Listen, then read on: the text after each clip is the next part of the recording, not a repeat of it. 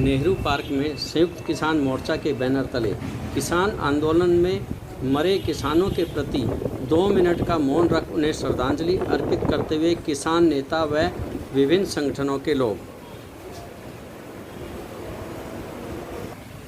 तानाशाही नहीं चलेगी, नहीं चलेगी। मोदी तेरी तानाशाही नहीं चलेगी, नहीं चलेगी। खट्टर तेरी तानाशाही नहीं चलेगी, नहीं चलेगी। हम अपना अधिकार मांगते, नहीं किसी से भीख मांगते। हम अपना अधिकार मांगते, नहीं किसी से भीख मांगते। कौन बनाता हिंदुस्तान? भारत का मजदूर किसान। कौन बनाता हिंदुस्तान? भारत का मजदूर किसान। किसान एकता जिंदाबाद, किसान एकता जिंदाबाद। शहीदों के अरमानों को मंजिल तक पहुंचाएंगे, शहीदों के अरमानों को मंजिल तक पहुंचाएंगे।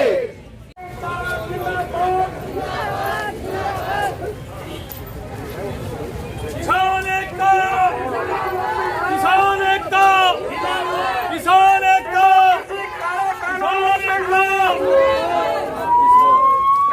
कृषि कानून वापस लो, इनकलाब जिंदाबाद, संयुक्त किसान मोर्चा जिंदाबाद, इनकलाब जिंदाबाद, मजदूर किसान जिंदाबाद, मजदूर किसानों का भाईचारा जिंदाबाद, इनकलाब जिंदाबाद।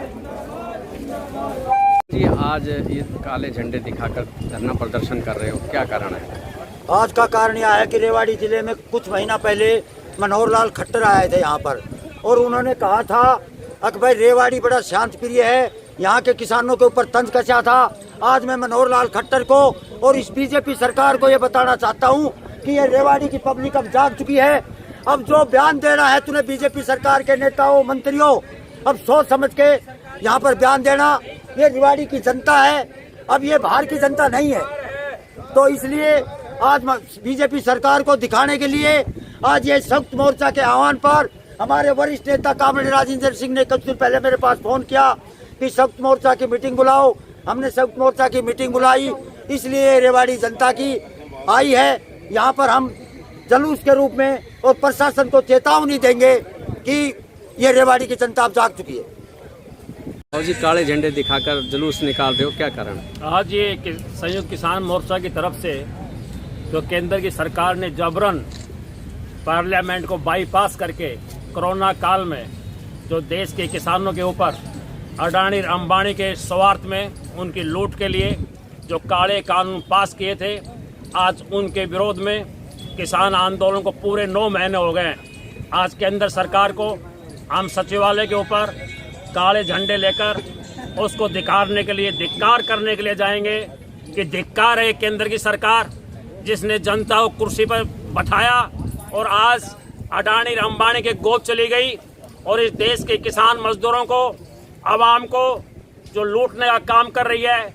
ये देश के किसान और मजदूर इस केंद्र की सरकार को, उसकी इस तानाशाही को किसी भी सूरत में सहन नहीं करेंगे।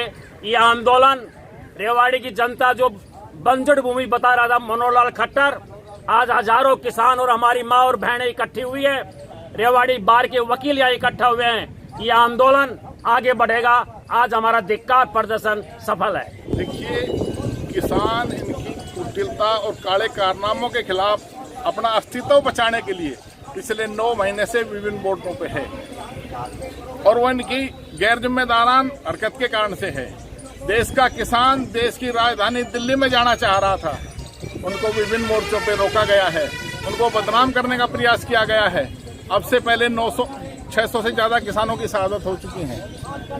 गर्मी में, सर्दी में, बरसात में, अंधड़ में, कितनी बदहाली में वो डामर के रोड पे बैठे हैं और आज भी उनको ये कहते हैं कि भाड़े के लोग बैठे हैं। इनकी औकात बताने का काम ये किसान आंदोलन करेगा और आज हम धिक्कार रहे हैं ऐसी सरकार को कि जिन्होंने हमारे प्रति निष्ठुरता की और इस देश को बेचने का काम कर रहे हैं। इस खेती को भी जो ना अडानी और अंबानी के गिरवी रखने का काम जो कर रहे हैं। अभी हम यहाँ इकट्ठे होकर अपनी बात रखेंगे और सेक्रेटरीट पे जाकर के सरकार को धिक्कारने का काम करेंगे और सरकार को धिक्कारेंगे कि धिक्कार ऐसी सरकार को जिन्होंने वादा करके वादा खिलाफी की, उसको नैतिक रूप से सत्ता में रहने का कोई अधिकार नहीं है। आज वो सत्ता में है, उसको हम पूर्ण रूप से धिक्कारेंगे कि उनकी सारी हालात जो है उनके कारण से है।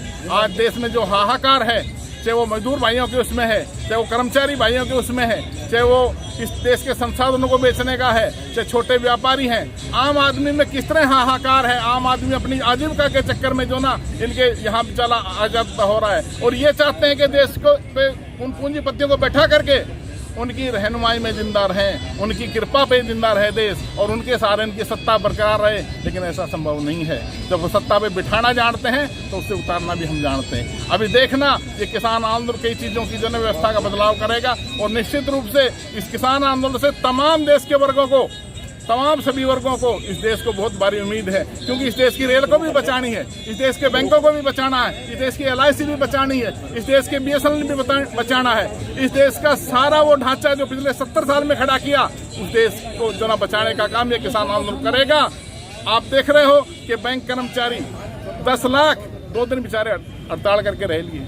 रेल के 12 लाख कर्मचारी कुछ बोल नहीं पा रहे कि उनको डर है, उनके ऊपर जो ना तलवार लटक रही है। किस तरह इस देश में अघोषित इमरजेंसी है कि इनके खिलाफ आपके जो मीडिया साथी भी बोलते हैं, उनके कितनी यातनाएं झेलनी पड़ती है। और एक तरफ वो गोदी मीडिया है जो ये मैटर बना करके देते हैं, जो विषय वो चलाते हैं, पूर्ण रूप से गुमराह करने का काम मीडिया के द्वारा किया है। लेकिन इसमें सारे में शुभ संकेत है कि आप जैसे जिंदादिली लोग जो इस मीडिया में अपनी सकारात्मक भूमिका निभा रहे हैं, ये भी इस देश की आज़ादी में एक ना सकारात्मक प्रयास रहेगा और आप सबका योगदान रहेगा।